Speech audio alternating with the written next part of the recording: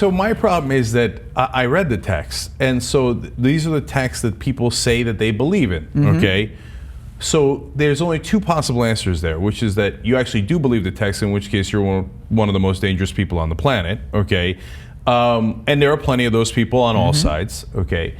Or you don't believe the text, then I say, okay, then what's the point? Why do you choose to believe Islam if you know that the text isn't really true? First of all, I don't believe Islam. Islam is a man-made institution. It's a set of symbols and metaphors that provides a language for which to express what is inexpressible, and that is faith.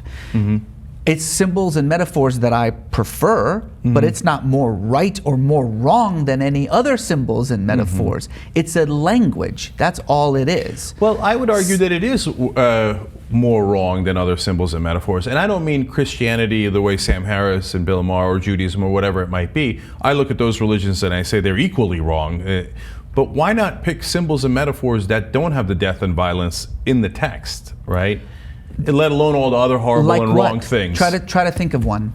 Okay, why not come up with your own? I mean, so why do I need to have some guy 2,000 years ago or 1,400 years ago interpret something for me that I can interpret for myself in terms of faith and spirituality, especially when I know for a fact that A, he got at least 50% of it wrong, okay? B, I know it's not true, right? He didn't actually talk to Allah. There actually is no Allah. You know that it was one of the idols that he picked in a Meccan square. So first of all, I think you have a misunderstanding of the very concept of scripture or speaking to God. But let's rewind back for a moment here.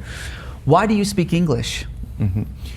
It's the language of my adopted country. So, and I imagine that so that you can communicate with me because I speak English. Yes. You could just make up your own language if you wanted to. Right. Because it's more convenient. Your language is just symbols for ideas and expressions. The words coming out of my mouth are absolutely neutral. They have no meaning whatsoever unless you agree on the meaning of these words. You agree with them because you understand them. Yeah.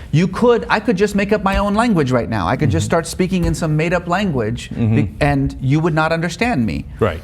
So that's what religion is.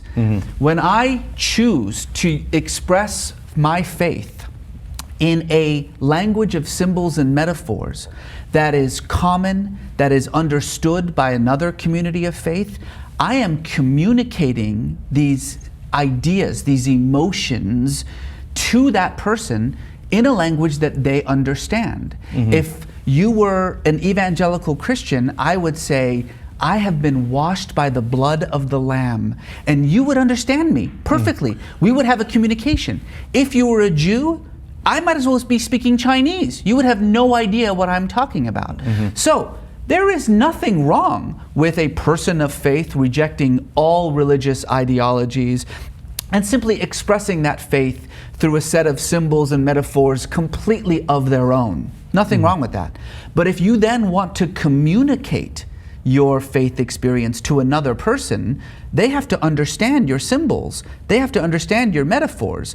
And there are dozens and dozens of ready-made symbols and metaphors that provide that kind of language for communication. So pick one if you want to. If you don't want to, don't pick one. The Buddha said it perfectly. If you want to strike water, you don't dig 6 one-foot wells. You dig 1 6-foot well.